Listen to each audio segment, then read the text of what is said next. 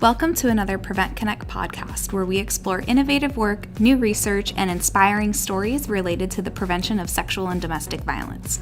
I'm Tori Vandelin, and on this podcast, we get to sit down in person with folks throughout California who are working on Close to Home, a community mobilizing strategy to prevent sexual and domestic violence.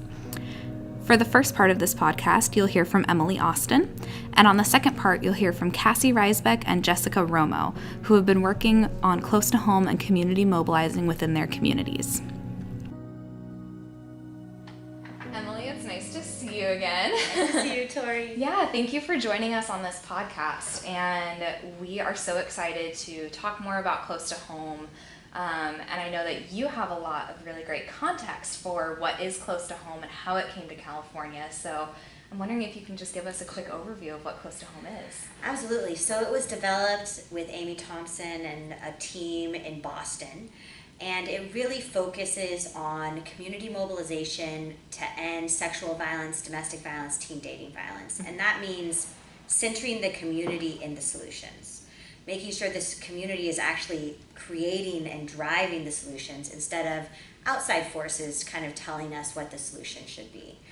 And she developed a four-prong approach, a four-step approach. The first one is assess, which is assessing and getting to know your community. The second one is talk, which is building really deep, rich conversations with the community about the issues of domestic violence and sexual assault. And the third one is build. When you're thinking about what your action wants to be, you're building the skills to then move to the fourth phase, which is action. And the really important thing about action in the Close to Home context is it's about, I love one of our participants said, it's about creating a ripple, not a splash, and not about just creating a one-time event. So we're trying to work with community to build solutions that create lasting change with ripple impacts. And we've seen, when we've looked back at the data and starting to interview key stakeholders, that there really is some community impact change. We're seeing greater community connectedness, which we know is a protective factor, and we're seeing that people are feeling more able to have these conversations, both one-on-one and on social media, about domestic violence and sexual assault in these communities. So it's very exciting work. Yeah, it sounds very exciting, and I love what you said about making a ripple, not a splash, and having that community investment and having the community solutions come from the community, not from an outside, not from an outside source. So thank you for sharing that. Can you tell us about how Close to Home came to California? Yeah, so it was really exciting that our California Department of Public Health about 10 years ago put together a pilot project RFP. And Close to Home was one of those promising practices. And I had the pleasure of responding to the RFP and then being part of the team for my agency that was in initial training. And we immediately saw the potential of this type of approach, because community mobilizing is really about focusing on community and societal change. And it pushed us out of our kind of individual and curriculum-based ideas around social norms change. Mm-hmm. And then we all the coaches and people that were involved in that pilot project actually advocated with the Department of Public Health to make Close to Home the ongoing pilot project. And making that decision to actually push ourselves as agencies and advocates to share and power with youth and adult leaders in the community, and to share solution making with the community. And what's exciting is it's just kind of blossomed and grown, and I think that there's potential in every community for this type of work. Mm-hmm. I love that push from moving beyond the curriculum-based, individual, relationship-level impact and really looking at community-level impact and seeing how we can achieve that, and being able to achieve that across a state as well, especially a state as large as California. I think what's happening here and the briefs and the information that's coming out of California will be really valuable to folks in other states too. So thank you for sharing. It was so great to hear from Emily and have Emily set the stage for what Close to Home is and what community mobilizing can look like in California. Next, we'll hear from Cassie Reisbeck and Jessica Romo. Cassie Reisbeck began working for the Tahoe Safe Alliance as an AmeriCorps member in August 2013. After her one-year term of service was over, she started working for Tahoe Safe Alliance as a prevention educator. Recently, her job description changed to Community Education and Outreach Organizer, where she follows a community mobilization approach to ending domestic violence in Truckee, California.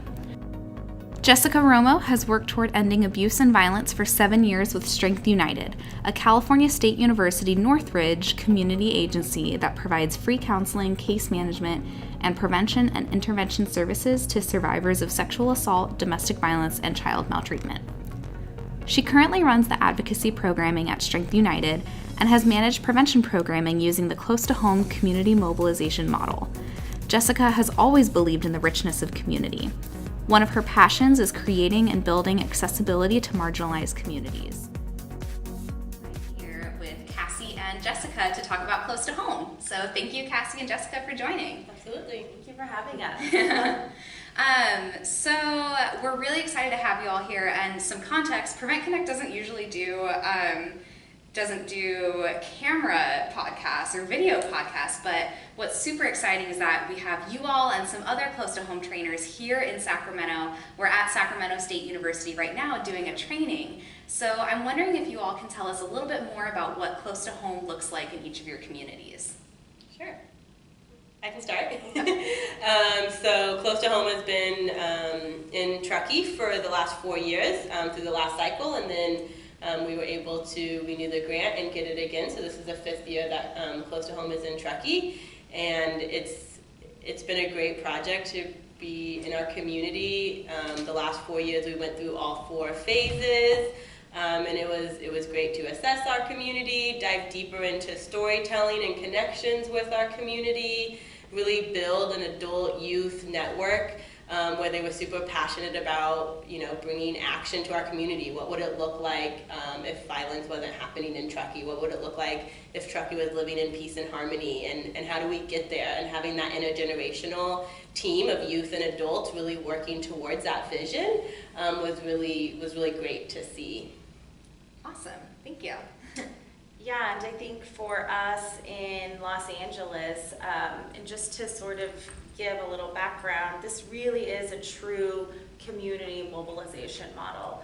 And so it's very different than a lot of work that we've done in the past where you're doing classroom presentations one time, you're gone. And so it's a lot of stepping out of your comfort zone, right? There's not a set curriculum for this.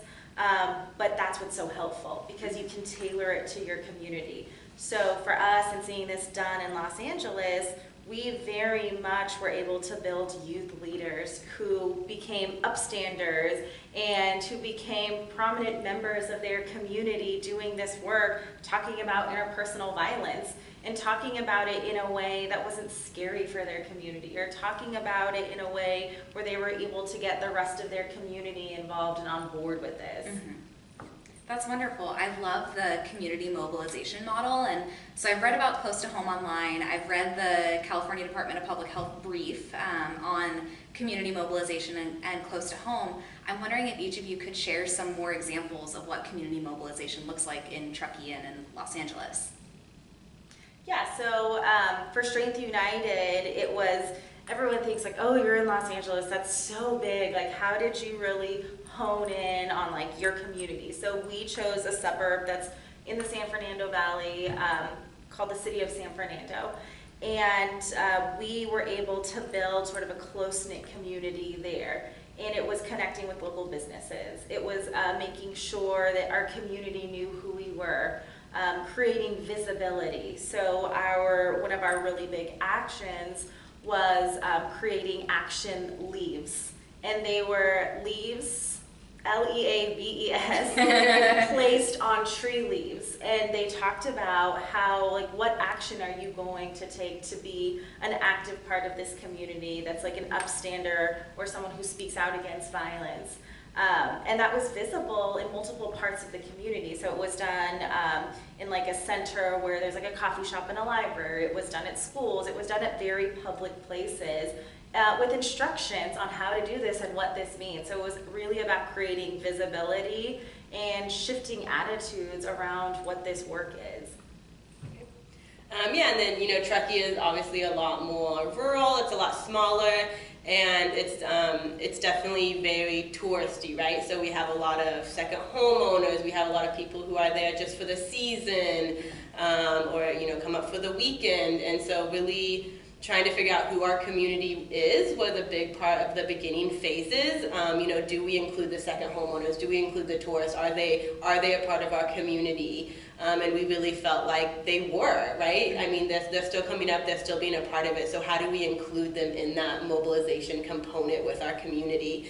And it really, our start was really with the youth focus and really bringing out those youth leaders, starting to do activities in the community to get awareness and outreach, diving deeper into those conversations and really start building that adult network was really when we started getting more into that community mobilization awareness. And the students and the adults really wanted to do something around Peace Day, which is on September 21st, always International Peace Day, and we've always the youth have always been super interested in doing like a community mural and painting.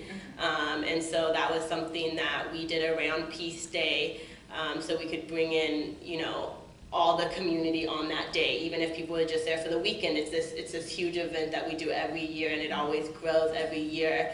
So we were able to invite, the people who were just there for that day, or people who are there long term, to come and paint on this blank canvas. What does peace mean to you? When you hear the word peace, what comes to mind? And they could write or spray paint or draw anything that represented that to them. And we had a local artist named Sarah Smith who kind of brought the painting alive and kind of brought it together.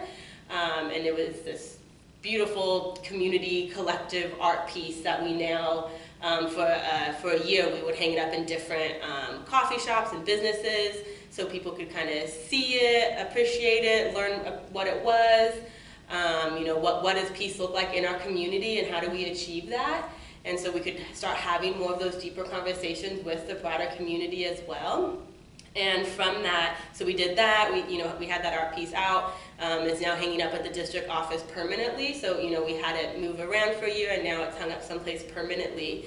And then from that, the youth and adults really wanted to continue that sort of acts of kindness. How do we continue to spread peace throughout our community, not just on this one-day event?